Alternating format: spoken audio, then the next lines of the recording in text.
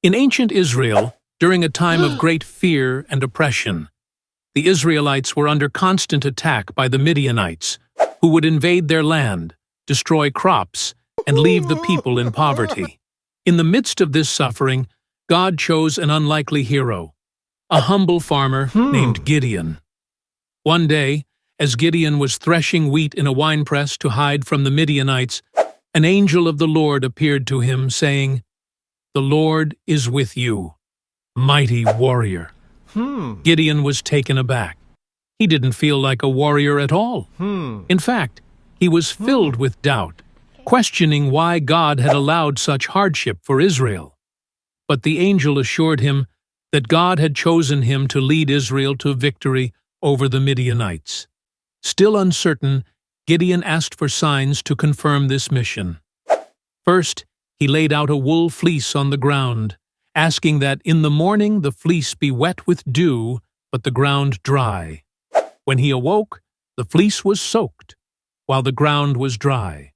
Then, to be sure, he asked for the opposite, a dry fleece and wet ground. Again, God answered his request, filling Gideon with faith. With newfound courage, Gideon rallied a large army. But God told him that he had too many men, and would need to reduce his numbers to show that victory would come by God's hand alone. Through a series of tests, Gideon's army was reduced from thousands to just 300 men. With only these few men, Gideon set out to face the massive Midianite army. In the dead of night, they surrounded the Midianite camp.